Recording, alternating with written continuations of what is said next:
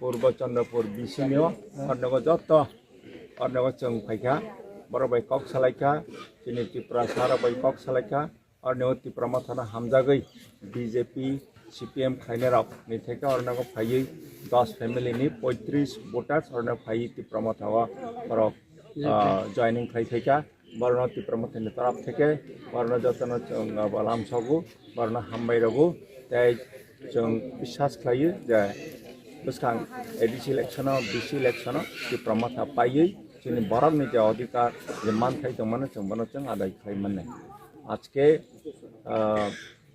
আজকে হচ্ছে 17 তারিখ ফেব্রুয়ারি 2026 এখানে পূর্ব চন্দ্রপুর আরএফ ডিসিতে আমরা এসেছি।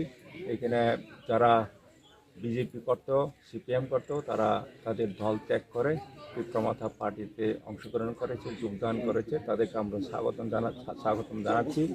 এবং যেভাবে দিকে দিকে বিজেপি सीपीएम ছেড়ে আমাদের ত্রিপুরা মাথাতে যোগদান করছে, এটা প্রমাণ করছে যে আগামী এডিসি ইলেকশন বা বিসি ইলেকশনে আমরা জয় লাভ করব, পরে আমরা ত্রিপুরা সাদের যে অধিকার সেটা আমরা আদায় করতে সক্ষম হব।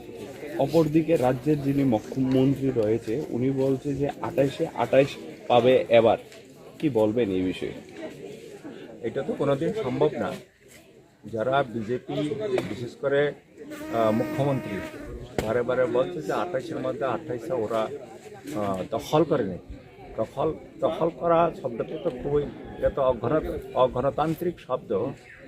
আমরা গণতান্ত্রিক ব্যবস্থাতে আমরা বিশ্বাস করি। গণতান্ত্রিক ওয়েতে এখানে নির্বাচনের মাধ্যমে সরকার গঠন হয়, নির্বাচনের মাধ্যমে যারা জিতবে তারা সরকার গঠন করবে।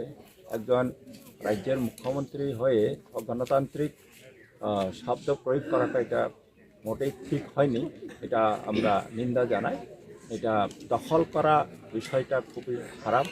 দখল করতে গেলেও আমরা দখল করতে দেব না। আমরা গণতান্ত্রিক পদ্ধতিতে নির্বাচনের মাধ্যমে ত্রিপুরা মাথা জিতবে।